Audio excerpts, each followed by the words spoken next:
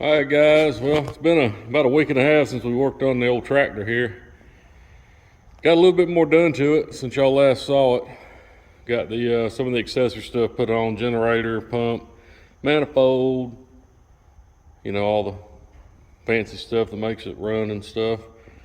I think we got it to a point now where she'd light off if she'd get fuel. Stuck a new battery in her.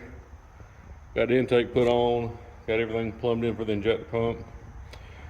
Problem I'm running into is we ain't getting no fuel. Now, this is the filter and separator. Just wasn't getting any fuel out of it.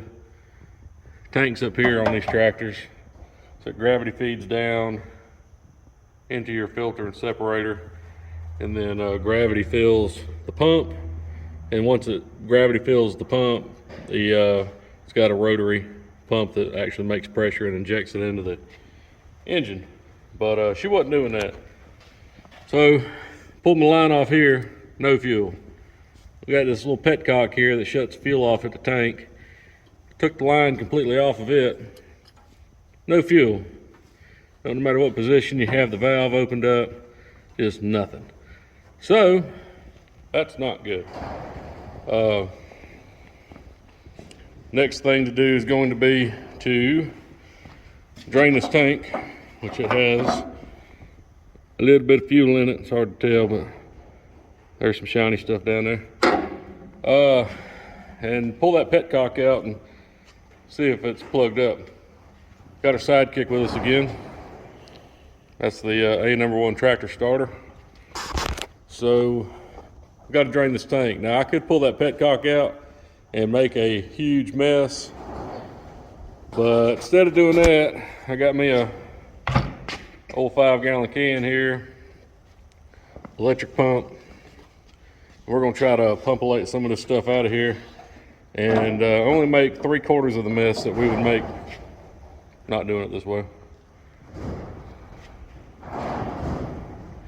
Y'all can hear them doors rattling, the wind's blowing about 40 miles an hour outside. But y'all hang tight, I'm gonna rig something up to set this bucket on so my hose will reach. All right, we're back. We got our snap-on 5-gallon bucket holder, professional series. Got our bucket up, got our pump in the tank. We're gonna try to drain this tank. Now, if y'all ain't never seen one of these or don't own one, I highly recommend them. I use them for everything. This Jill was $9 at the hardware store here in town, and it really makes your life a lot easier. It's even got you're too lazy to hold the button, you can snap it all the way over and she stays portion.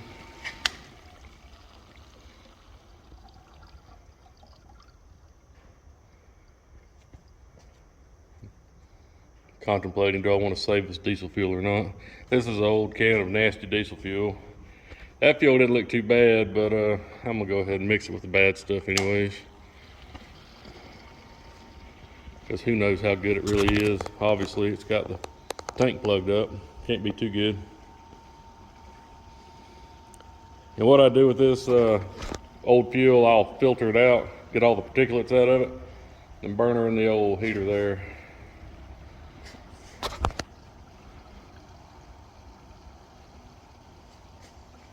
Yeah, we're gonna let this drain on out and see what the inside of this tank looks like. All right, well, we're still pumping, filled that bucket up, went to our backup, and this one was shorter, so we had to get the optional extender underneath it. But I don't know how much fuel's in this thing. I really don't know how many gallons this tank holds. It wasn't full, but it's got more in it than I figured it did, because that can right there only had about a gallon in it to begin with. We're going to continue till we get her drained out and see what she says. Still pumping fuel. That's full now. That's full now. I don't know how many gallons this thing is. Apparently it's like 50 or 60. No, can't be. But I didn't think it had 10 gallons of fuel in it, because it looked like it was only, you know, a third full or so. But find something else to stick some fuel in, and I'll get back with you. Well, 3 days and 11 gallons later, we got most of the fuel out. And if you've been doing this as long as I have, you will have learned by now that when you drain a tank like this, especially in a tractor or a car or anything that's this old, there's always treasures inside. Now sometimes that treasure is rust or funk or algae or something, but we're gonna look and see if we got any treasures in this one and see how bad it is, so we'll know what we're up against. See if we can see.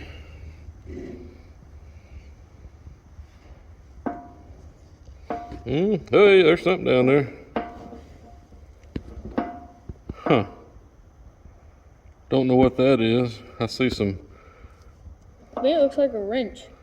I don't know. It looks like a filter almost. Oh. I see some crud. Uh-oh. Something else in there. Oh gosh, that's like. It looks like a fill neck off of a fuel can. So. Wonder how that got in there. Maybe they were. Yeah, that's what it looks like. But there's also plenty of sludge and nastiness. There's a little bit of fuel left too. So now I'm gonna try to fish those out. And I'm gonna take this petcock out right here. And what fuel's left in the tank will drain into that pan right there. And then I'm going to guess that this thing is stopped completely up. So we'll see. All right, well, I got a petcock out. See what kind of greatness is inside of it.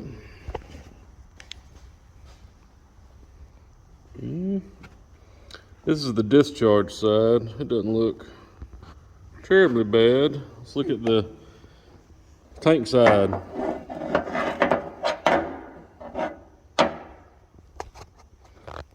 Oh yeah. There's your problem. Look at all that. It looks like there's actually something in the hole, like an O-ring or something. See if I can get a better view of that. Yeah. Something funky in there, but that'd definitely be our fuel restriction. All this rust and nastiness, that's just what old fuel tanks do. I don't know how many years this tractor had set. I bought it out of Macon County, Georgia. The guy had it on Hunting Club, which they usually don't get treated that well there anyways, but they had ran it out of oil and spun a rod bearing. So, don't know how many years it had set before they decided to sell it, or how old this fuel is. But I'm going to clean this out, get it flowing good.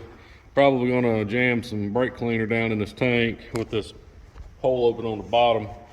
See if I can get some of this nastiness to run out, and see if I can fish those two presents out of the inside of the tank too. One of them things kind of looked like this plastic piece on this cap. I don't know what the point of that is. Looks like a pressure relief valve, but it almost looks like the plastic tube had fallen off the cap or something, and they just put another one on it. But anyways, here we go. We're over here at the workbench. Y'all don't judge me. The bench is filthy. I just got done putting that Kawasaki motor back together from that Gator video. There's the carnage that was left after that. Yep, there's your problem. And don't judge me. My wife wanted coffee, so I supported her. But anyways, take this thing apart. See what that thing is. You can grab a scribe. Do I have one? I do.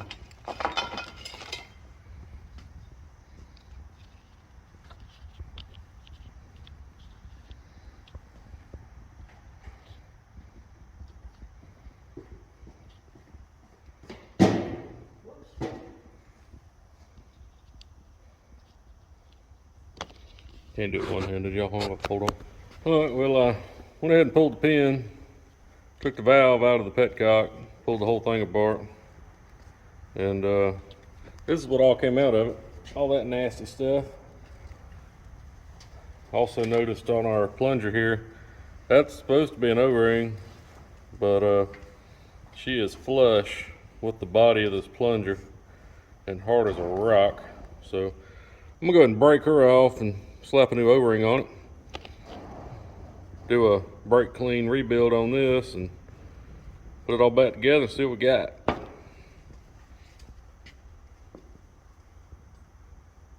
Griffin, think you can find an O-ring this size? I don't think so. I think you can. So. You know what an O-ring is? That little black thing right there? I see it. Alright, so I fished out treasure number 1. And I believe this was a screen that used to sit in here and keep this petcock from getting plugged up like it was. So it obviously fell out. I'm gonna try to clean it up a little bit and jam her back in there. And the other thing is way back in there somewhere, and I'm pretty sure that is the float off the old fuel gauge. So that just ain't gonna work.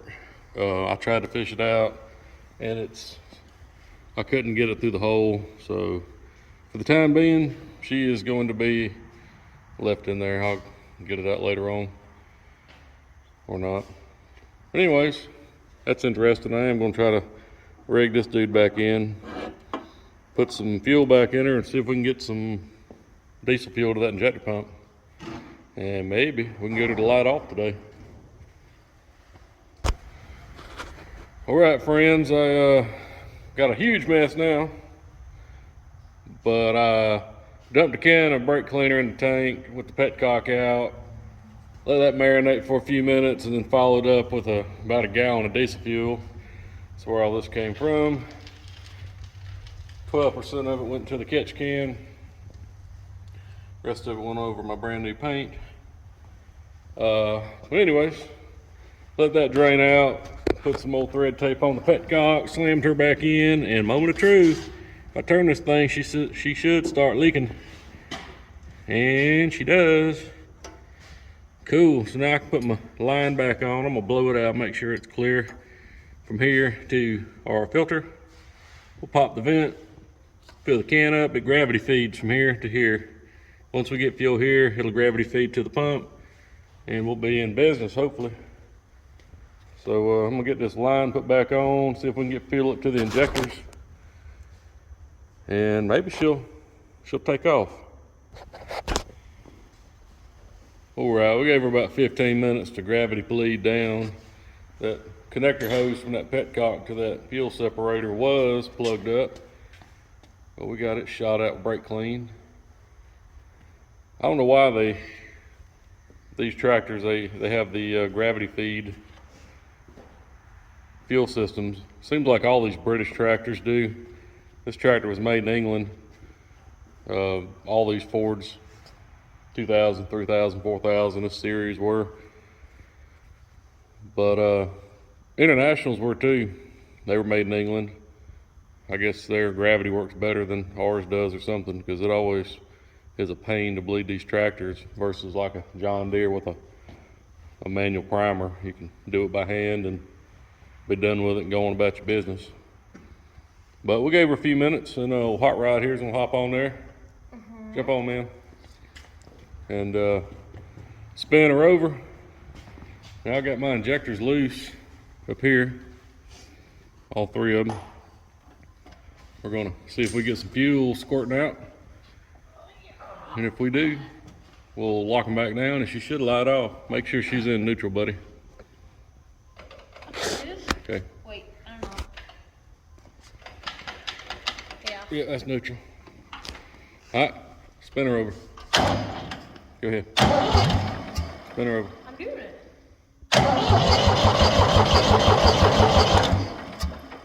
Yeah, I'm doing it. Okay.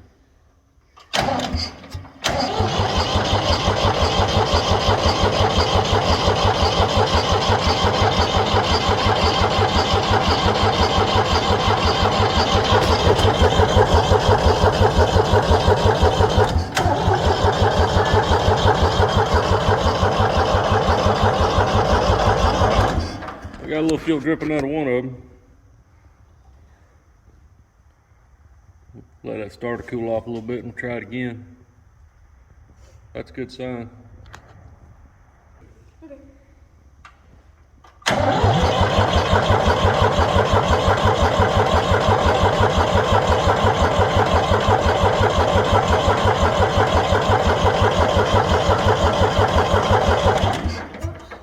It's okay. That was not me. Okay.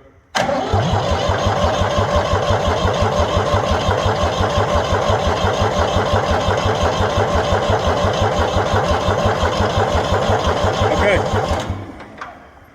All right, we got fuel dripping out of a few of them. Two of them. Tighten them up a little bit. Just see if she barks off one time.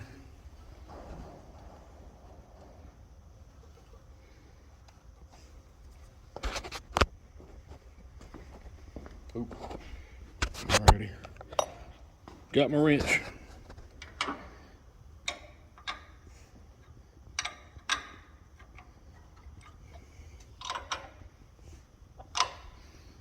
Alright, spin it over.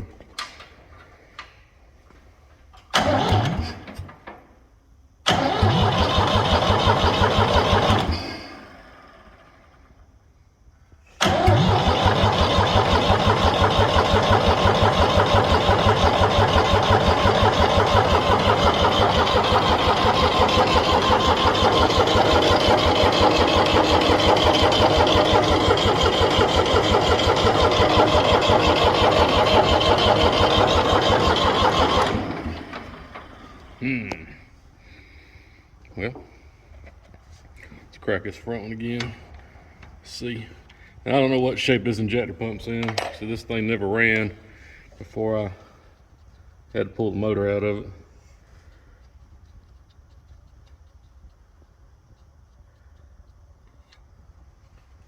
Let it starter cool off a little bit and we'll try it again in a second. All right, we're back. So upon further investigation, we're running out of fuel. This is our fuel line from our filter to our pump, and with it off, it should be just running fuel out of it. It should be gravity feeding out of the tank into the filter, filling it up to that point, and then running out of here and into there. But it's not doing it. So I'm going to put some more fuel in it and see if maybe it needs some more pressure to push, but the fuel level's higher than that, so that shouldn't be the issue. I wonder if I have a blockage in our distribution block here in our filter. One way or the other, she's still got a fuel restriction. We'll keep chasing it. All right, so added some more fuel to her, put a little pressure to it, make sure it had a good prime on it. And after doing that, I did get fuel out of the discharge side of our filter and made an even bigger mess. But now I know we got fuel there. We got fuel flowing to the injector pump at a higher rate. So Griffin's gonna spin her over again and see if we get some more fuel up at our injectors. Go ahead, buddy.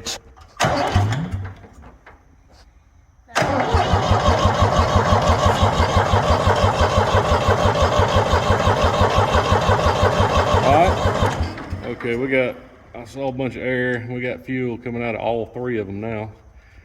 So, we got fuel, we got air, we got spinach, which is compression. So, maybe she'll light off this time. If she does, this will be the first time this thing started. This is a brand new engine, top to bottom. It was blown up when I bought it. So, moment of truth. Go ahead, buddy.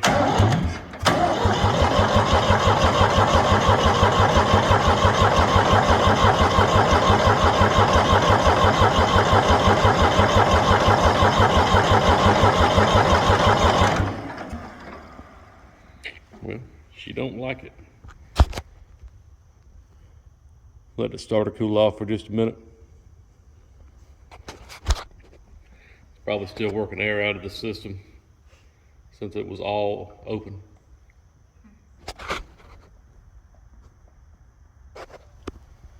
All right, so I cracked the injectors again. It got bunch more air out. And we spun it over again and got good fuel flow. So try her again, buddy.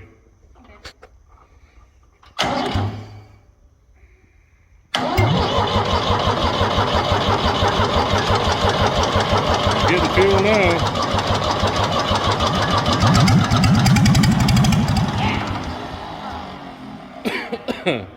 She's definitely getting fuel. Try it again.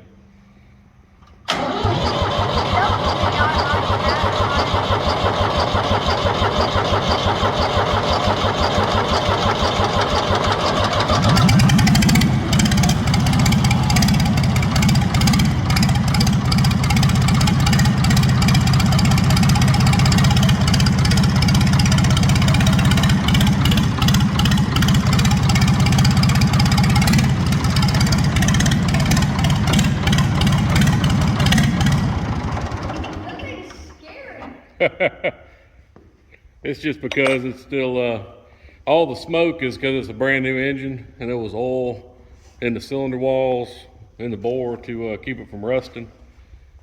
And all the assembly lube and everything. So when you crank a brand new engine up like this, it always smokes like that some. And it's still working all the air and gunk out of the injector pump, so it's probably gonna miss a little bit. But she'll leave it on out. But hey, that's promising. That's the first time she's fired up since we've had her. Brand new motor. I'm going to check the oil in it now, make sure it's still full since we've been spinning her for a while. And the filter's good and full of oil. And check the coolant, make sure it's still where it needs to be. Then we'll crank her up and give her a little RPM and let her run a little bit and wear in these new cam bearings and rod bearings and mains and everything. Y'all hang on. All right, we topped her off with oil. Let's see what she does again. Fire her up, buddy. Okay. Hey, stop. So on a tractor, never stand in front of the tire when you crank it up. Because if it's in gear, when you turn that key, it's gonna run you over. Okay? Yes, sir. I'm serious. So always, if you're gonna crank a tractor up, get on it, hop up there. And always push in the old clutch. Oh, this That one? one, yep. Yeah. That way, even if it's in gear, it won't take off and run you over. But always remember that, buddy. Never stand in front of the tire and crank up a tractor, okay? Yes, sir. Light her off. Okay.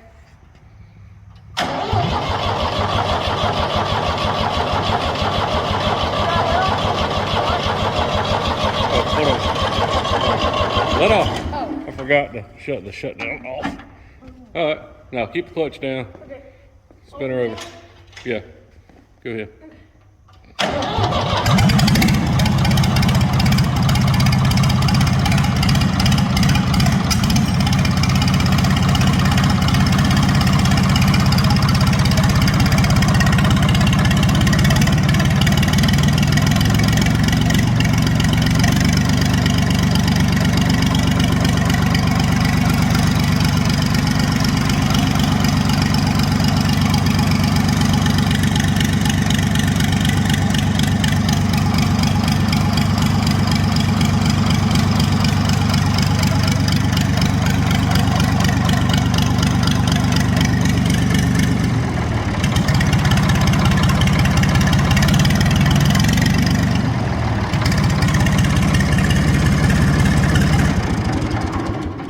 Turn that key off.